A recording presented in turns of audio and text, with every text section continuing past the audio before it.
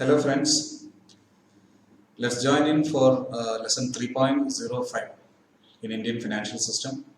In this class as well as the next class we will discuss factors influencing the growth of financial services.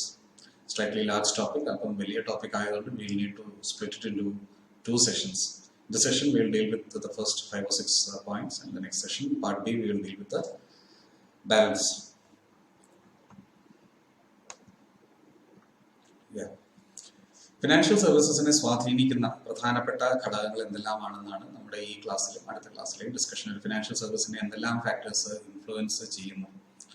പ്രധാനപ്പെട്ട point അല്ലെങ്കിൽ ആദ്യത്തെ point എന്ന് പറയുന്നത് തന്നെ economic policy, ഗവൺമെന്റിന്റെ സാമ്പത്തിക നയം എങ്ങനെയായിരിക്കണം എന്നുള്ളതാണ് ഇതിൽ ആദ്യത്തെ point.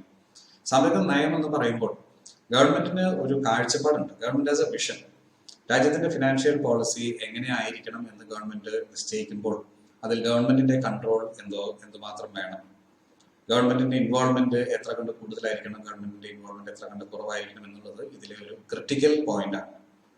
The extent of government control if it is very high, government ആണ് മിക്കവാറും കാര്യങ്ങൾ തീരുമാനിക്കുന്നത് എന്ന് വരികയാണെങ്കിൽ, അതായത് government decides, government does and government judges. Government തീരുമാനിക്കും, ഗവൺമെന്റ് നടപ്പിലാക്കും, ഗവൺമെന്റ് വിധി കൽപ്പിക്കും, എല്ലാ കാര്യങ്ങളും ഗവൺമെന്റാണ്. ഇതിനൊരു കൺട്രോൾഡ് ഇക്കോണമി എന്ന് പറയുന്ന ഒരു പോളിസിയാണ്. Governmental control over the economy is very tight. അങ്ങനത്തെ ഒരു എക്കണോമിക് പോളിസി ആണെങ്കിൽ സ്വാഭാവികമായിട്ട് ഫിനാൻഷ്യൽ സർവീസസിന് വലിയ റോൾ ഉണ്ടാകാൻ സാധ്യതയില്ല. കാരണം ഗവൺമെന്റ് ആണ് നിശ്ചയിക്കുന്നത്, മാർക്കറ്റല്ല നിശ്ചയിക്കുന്നത്, ഗവൺമെന്റ് ആണ് നിശ്ചയിക്കുന്നത്.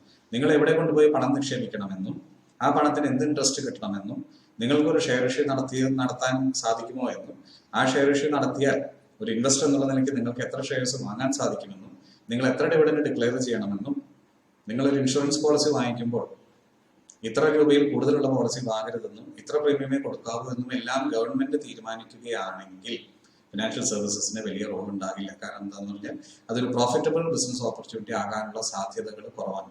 ബിസിനസ് നമുക്ക് എപ്പോഴും അറിയാം, it involves taking advantage of various opportunities. സ്വാഭാവികമായിട്ട് പബ്ലിക്കിന് ഡിട്രിമെന്റൽ അല്ലാത്ത, പൊതുജനത്തിന് ദോഷം വരാത്ത രീതിയിലുള്ള ഒരു മത്സരം ഉണ്ടെങ്കിൽ മാത്രമേ ഒരു ഫിനാൻഷ്യൽ സർവീസ് ഫ്ലറിഷ് ചെയ്യുള്ളൂ. അപ്പൊ ഗവൺമെന്റിന്റെ economic policy if it is A control and command type, അങ്ങനെയാണെങ്കിൽ ഫിനാൻഷ്യൽ സർവീസസിന് നമ്മൾക്ക് വളരാനുള്ള സാധ്യത കുറവായിരിക്കും. അത് നമ്മുടെ ഇന്ത്യയുടെ കേസ് തന്നെ എടുത്ത് നോക്കിയാൽ നമുക്കറിയാം.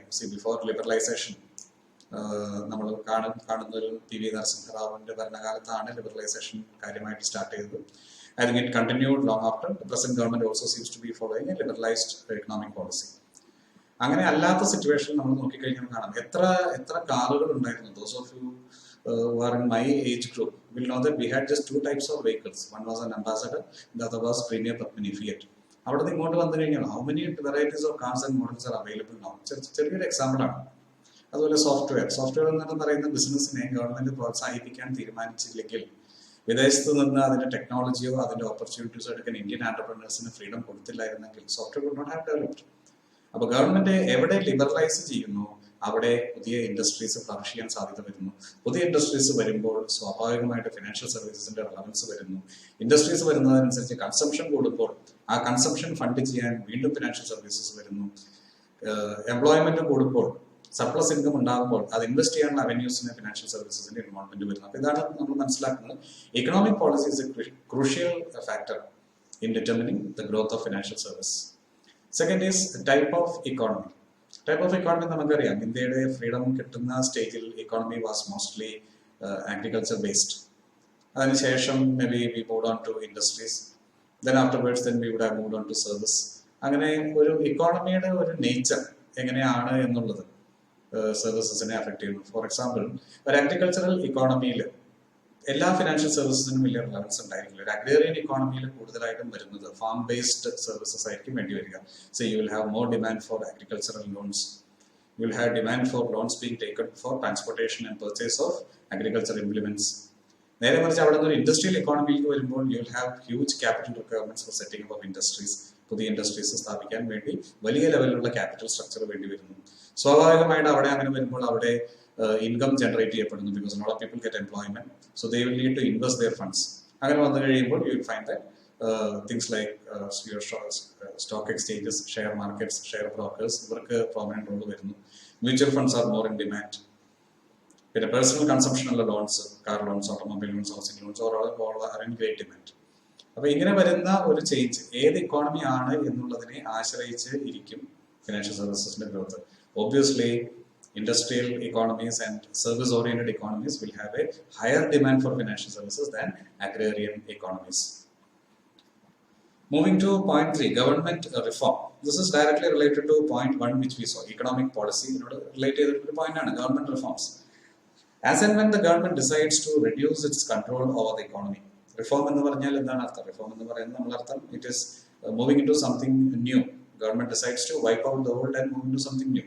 So the old order would have meant that government controls everything. Government എല്ലാ കാര്യങ്ങളും നിയന്ത്രിക്കുന്നു. You remember we had a time when the government ran its airline.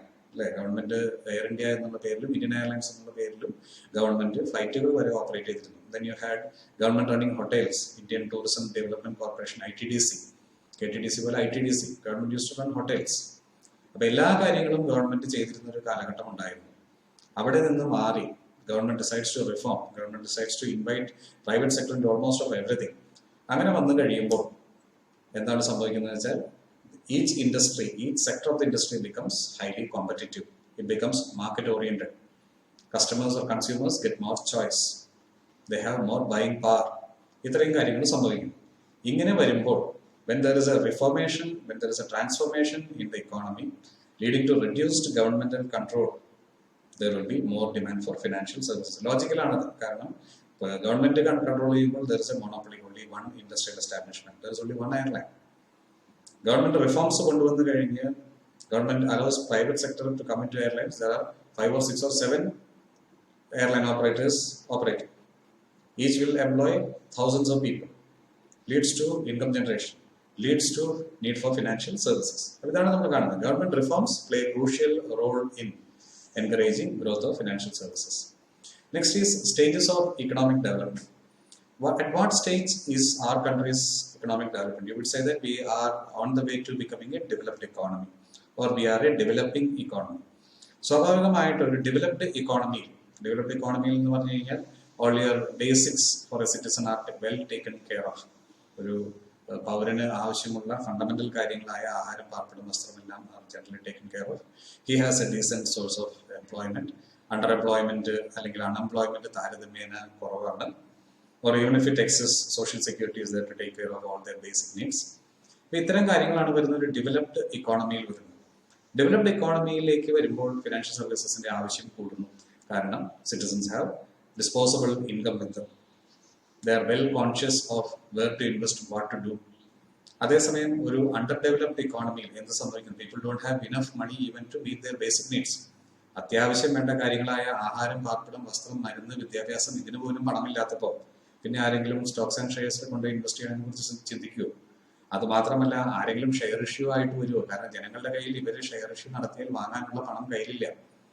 People don't have money enough to meet their basic fundamental needs. Underdeveloped economy. Underdeveloped economy, financial services relevance illadaavum. At the same time, in well-developed economies, financial services have a very important role to play. അപ്പോൾ ഇതാണ് നമ്മൾ പറയുന്നത് stage of economic development. If you are in a developed economy, your need for financial services high. If you are in under developed economy, your need for financial services very low. If you are in developing economy, you have a growth oriented requirement for financial services. Fifth is macroeconomic shocks.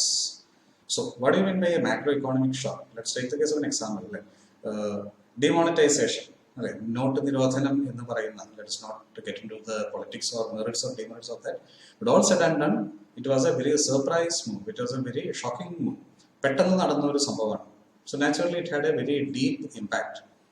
Pettannu Indian currency, 1000 rupees mudalulla currency kuറെ എണ്ണൊക്കെ government decided to withdraw it from the market. അങ്ങനെ വന്നു കഴിയുമ്പോൾ it created A disturbance, it created A disruption in the market. ഇതിൽ നിന്ന് recover ചെയ്യാൻ കാര്യമായ സമയമെടുത്തിരിക്കുന്നു. അപ്പം അങ്ങനെ വരുന്ന ഒരു ഫേസിൽ ഫിനാൻഷ്യൽ സർവീസസിന് ഒരു റിലവൻസേ ഇല്ലാതായി തീർന്ന ഒരു സമയമായിരിക്കും. കാരണം ആളുകളുടെ കയ്യിൽ അത്യാവശ്യങ്ങൾക്കുള്ള പണം തന്നെ ലഭിക്കാൻ ജനങ്ങൾ കഷ്ടപ്പെടുന്നു. For your basic survival itself getting money seem to be difficult. എന്നിട്ട് വേണമല്ലോ നമ്മൾ ബാങ്കിൽ കൊണ്ടുപോയി ഫർദർ ഡെപ്പോസിറ്റ് ചെയ്യുന്നതിനെ കുറിച്ച് ചിന്തിക്കാനോ അല്ലെങ്കിൽ പുതിയ കമ്പനിയുടെ ഒരു പബ്ലിക് ഇഷ്യൂ വരുമ്പോൾ ഷെയർസ്, സ്റ്റോക്സ് എടുക്കാനൊക്കെ തീരുമാനിക്കാം. അല്ലെങ്കിൽ ഇൻഷുറൻസ് എന്ന് പറയുന്നത്, ഇൻഷുറൻസ് എടുക്കാനൊന്നും ആർക്കും താല്പര്യമില്ല, തീരെ നിവൃത്തിയില്ലാത്തപ്പോഴാണ് ആളുകൾ ഇൻഷുറൻസ് എടുക്കുന്നത്. അപ്പോൾ ഫർദർ ഒരു ഇൻഷുറൻസ് എടുക്കുന്നതിനെ കുറിച്ച് ചിന്തിക്കണം. കാരണം അത്യാവശ്യ കാര്യങ്ങൾക്ക് പണം ബാങ്കിൽ നിന്ന് എടുക്കാൻ സാധിക്കത്തില്ല. അങ്ങനെ വരുമ്പോൾ അത്യാവശ്യമല്ല എന്ന് നമ്മൾ കരുതുന്ന മറ്റു കാര്യങ്ങൾക്ക് പണം എടുക്കുക ജനങ്ങൾക്ക് ചിന്തിക്കാൻ പോലും സാധിക്കാത്ത അവസ്ഥയാണ്. ഇതൊരു മാക്രോ എക്കോണമിക് ഷോക്കാണ്. ഡിമോണിറ്റൈസേഷൻ അല്ലെങ്കിൽ ഇപ്പോഴത്തെ അവസ്ഥ, your current COVID-19 corona situation, ആയിരക്കണക്കിന് ആളുകൾക്ക് ജോലി നഷ്ടപ്പെട്ടിരിക്കുന്നു. പുറത്തുപോയി വരുമാനം നേടാൻ സാധ്യതയില്ലാത്ത ഒരു അവസരത്തിൽ നിങ്ങളുടെ പബ്ലിക് ഇഷ്യൂ ആർക്ക് വേണം? Who will come to you asking for depositing in mutual funds? Who will ask you to take a higher insurance policy? Who will ask you to take a personal loan for buying a new bike? നിങ്ങൾക്ക് കഞ്ഞി വെച്ച് കുടിക്കാൻ പണമില്ലാത്ത അവസ്ഥയിൽ നിങ്ങളുടെ അടുത്ത് വന്നു കഴിഞ്ഞിട്ട് നിങ്ങളൊരു പേഴ്സണൽ ലോൺ എടുക്കും. നിങ്ങൾക്ക് മൂന്നാറിൽ അല്ലെങ്കിൽ നിങ്ങൾക്ക് കുലു മണാലിയിൽ വെക്കേഷന് പോകാം, ഒരു പേഴ്സണൽ ലോൺ പറഞ്ഞാൽ it sounds very vote.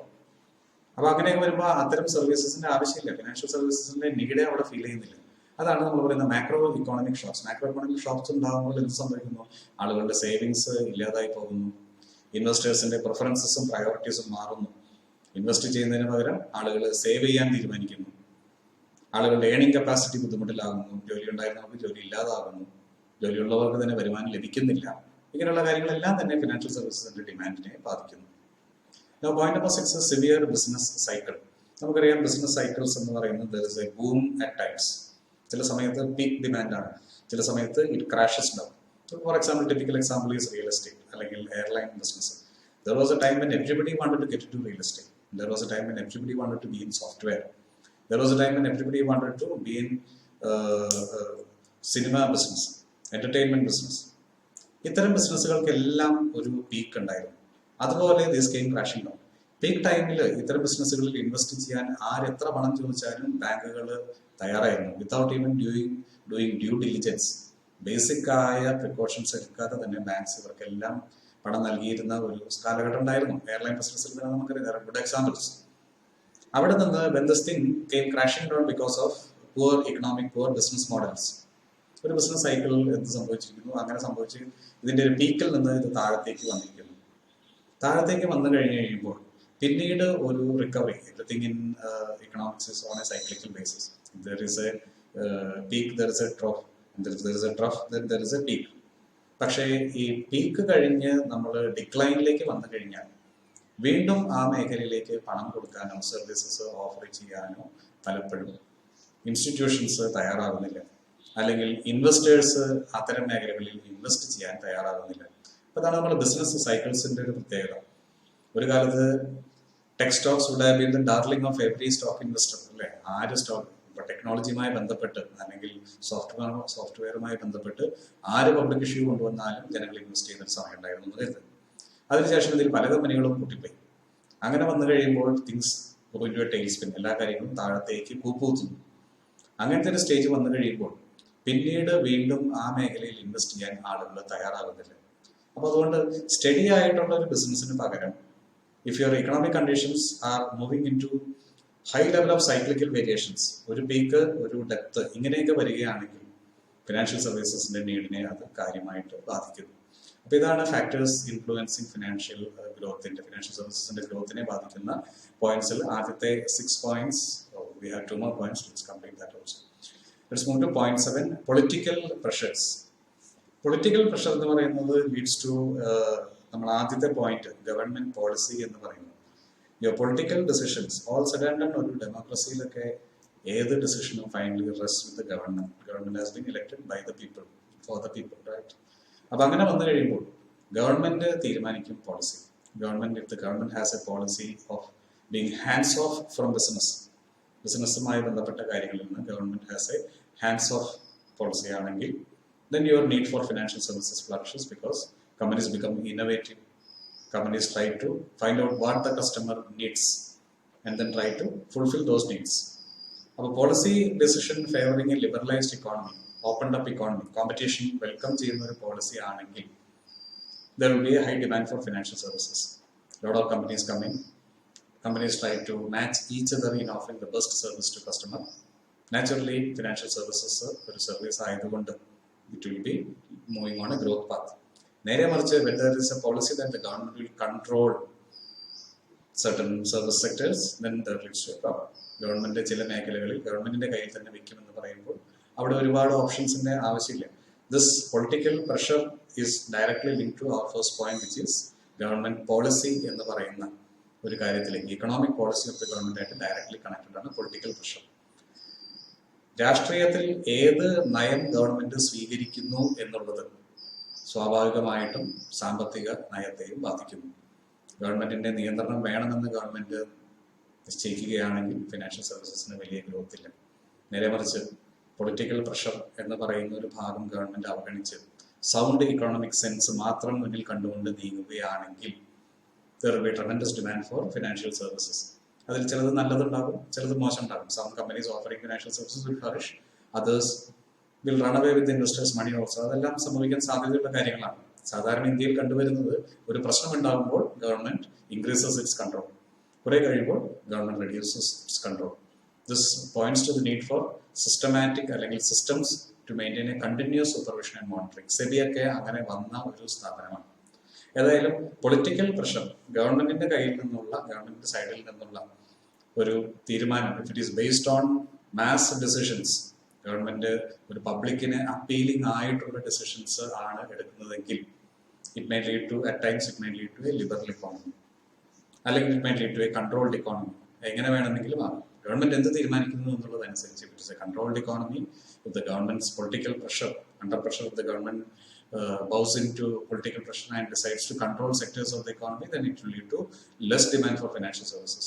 Otherwise, if public pressure or political pressure leads the government to open up the economy, then it leads to more demand for financial services. Point number 8 is social factors. Social factors എന്ന് പറയുന്നത്, social factors എന്ന് പറയുന്നത് സാമൂഹികമായ കാര്യങ്ങൾ. അതായത് നമുക്കറിയാം, ഒരു വ്യക്തി എന്ന് പറയുന്നത് അയാളുടെ ലൈഫിൽ ഉടനീളം ഒരു സോഷ്യൽ സിറ്റുവേഷനിൽ നിൽക്കുന്നില്ല, അല്ലേ? We find people who are at A very low state of the income, law state of the society. സമൂഹത്തിൽ വിദ്യാഭ്യാസപരമായിട്ടും സാമ്പത്തികമായിട്ടും താഴേക്കിടയിലുള്ള ആളുകൾ പഠിച്ച് ഉന്നത വിദ്യാഭ്യാസം നേടി, നല്ല തൊഴിലൊക്കെ നേടി, അല്ലെങ്കിൽ പുതിയ ബിസിനസ്സൊക്കെ തുടങ്ങി അവരുടെ സാമ്പത്തിക സ്ഥിതി മെച്ചപ്പെടുന്നു. അപ്പൊ അതിനനുസരിച്ച് ഫിനാൻഷ്യൽ സർവീസസിൽ മാറ്റങ്ങൾ വരുന്നു, അവർക്ക് വേണ്ട ഫിനാൻഷ്യൽ സർവീസസിൽ മാറ്റം വരുന്നു. അപ്പോൾ ഫിനാൻഷ്യൽ സർവീസസിൽ ചില സ്ഥലങ്ങളിൽ ഇത് ഒരു എക്സാമ്പിളാണ്. മറ്റൊരു കാര്യം നമ്മൾ നോക്കുകയാണെങ്കിൽ ചില കേസുകളിലെങ്കിലും ഗവൺമെന്റ് സോഷ്യൽ ഫാക്ടേഴ്സിനെ ഇൻഫ്ലുവൻസ് ചെയ്യുന്നുണ്ട്. You take the case of an economy where the government decides to provide universal pension. ഇപ്പൊ നമ്മൾ പലപ്പോഴും കേൾക്കുന്നു, 1 India 1 പെൻഷൻ ഒക്കെ നമുക്ക് പറഞ്ഞ് നമ്മൾ കേൾക്കുന്നുണ്ട്. ഇങ്ങനത്തെ ഒരു തീരുമാനം ഒരു ഗവൺമെന്റ് എടുക്കുകയാണെന്ന് വിചാരിക്കുക. ഗവൺമെന്റ് എല്ലാ പൗരന്മാർക്കും യൂണിവേഴ്സൽ ആയിട്ട് പെൻഷൻ, ഹെൽത്ത് കെയർ, ഇങ്ങനെയുള്ള കാര്യങ്ങളെല്ലാം നൽകുന്നു. അങ്ങനെയാണെങ്കിൽ എവിടെയെങ്കിലും ഒരു സെക്ടർ ഓഫ് സിറ്റിസൺസിനെങ്കിലും ഏതെങ്കിലും രീതിയിലുള്ള ഇൻവെസ്റ്റ്മെന്റ്സിന് താല്പര്യം ഉണ്ടാകുമോ? സീനിയർ സിറ്റിസൺസിന് പെൻഷൻ സ്കീമുകൾക്ക് ഡെപ്പോസിറ്റ് ചെയ്യാൻ താല്പര്യം ഉണ്ടായിരുന്നു? Very unlikely. കാരണം government takes care of your pension. നിങ്ങൾക്ക് 60 വയസ്സായി കഴിഞ്ഞു കഴിഞ്ഞാൽ government will give you pension 15,000, 20,000, 25,000 rupees every month. So what is your incentive to save? നിങ്ങൾക്ക് സമ്പാദിക്കണം എന്നൊരു ഇൻസെന്റീവും ഇല്ല. കാരണം ഗവൺമെന്റ് ഗിവ്സ് യു മണി. അതിൽ നിന്ന് വല്ല സമ്പാദിച്ചാലേ, അതിപ്പോൾ സമ്പാദിക്കാൻ നമുക്ക് താല്പര്യമില്ല. കാരണം your future is not uncertain. അതുകൊണ്ട് you don't feel like save. അപ്പോൾ if the government decides to have a universal health care scheme, the government decides to have a universal pension scheme, അങ്ങനെ വരുമ്പോൾ നമുക്ക് ഫിനാൻഷ്യൽ സർവീസസിന്റെ ആവശ്യം വരുന്നില്ല. അതുപോലെ തന്നെ ആളുകൾക്ക് അവരുടെ സോഷ്യൽ സ്റ്റേച്ചറിൽ മാറ്റം വരുമ്പോൾ, ഇപ്പോൾ ലോവർ എക്കണോമിയിൽ നിൽക്കുന്നവർക്ക് അധികം ഫിനാൻഷ്യൽ സർവീസസ് ആവശ്യമില്ല. When they move up the social ladder and the economic ladder, they will need higher financial services. So these are social factors which influence the growth of financial services. Let's summarize these first 8 points once again.